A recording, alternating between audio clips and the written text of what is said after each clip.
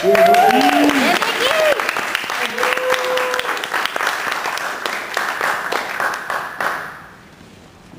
guys, this is my first time doing this, so if I fail miserably, like, try to do the polite thing and you'll be like, yeah, it was great, it was great. Yeah, exactly.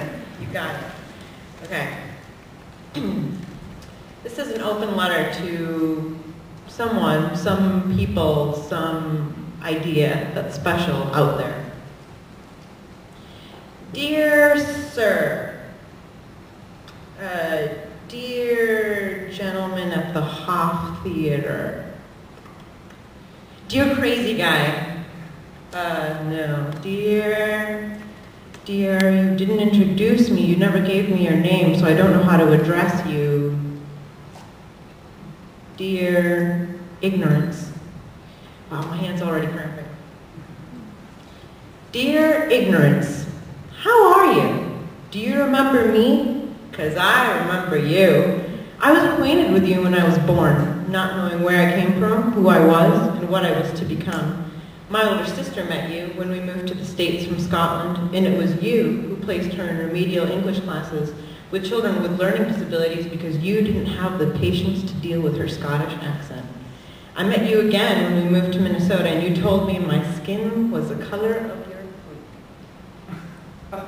When my house was TP'd, it was you standing there with the toilet paper in hand, but you were only in 3rd grade. You didn't know any better, by definition. You never insulted me like that ever again, but you always were around to pick on others, and worse, to hide in the insides of others, including myself. I became friends with you, ignorance, fighting with you, trying to distance myself from you, hearing jokes from you and doing nothing. Being friends with you offered the world to me. I didn't have to know, I didn't have to care about the struggles of other people. You kept me busy with the struggles of my own, of people that I looked like, that talk like me, that walk like me. But you betrayed me because there's a whole world outside of that. I started college and made friends, some less acquaintanced with you than me. I hadn't heard from you in a while, only in hints and glimpses, and then, out of the blue, you stood in my face. You appeared to me in the manifestation of an elderly white man at the film festival, geared for Asian Pacific Americans on campus. You sat behind me through 2 movies about some of the damage that people like you and your siblings, bigotry, malice, and hate. You came to me and asked if the Vietnamese woman in the movie if she wanted double eyelids so badly, why didn't she just breed with a white man so her children at least stood the chance of having normal eyelids? I felt as though I was back in the 3rd grade, standing in the hallway, my cheeks flushed, ashamed, angry, and upset because for some reason I had nothing to say to you. I remember rambling something to you about how there was systematic oppression, about how across the globe people are filled with self-hatred because they strive to look like white people, or at least just something that's not them. You said to me that that's just how things are.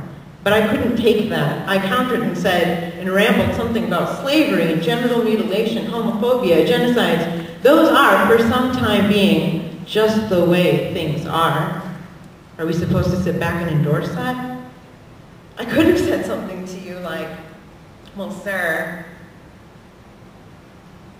you look like you could be a grandfather. And let's say you've got grandkids. They'd probably be about my age, right? Let's say they go tanning to get that bronze, sun-kissed look. They spend hundreds on tanning beds, on self-tanning lotions, even risk skin cancer and premature aging, just to look like me. If these kids wanted so badly to have tan skin, why don't they just breed with my brothers and sisters? But your grandchildren aren't choosing to look, or they're choosing to look this way because there's an incentive for them to be white or to be a tanned white person. I can't say the same for my brothers and sisters.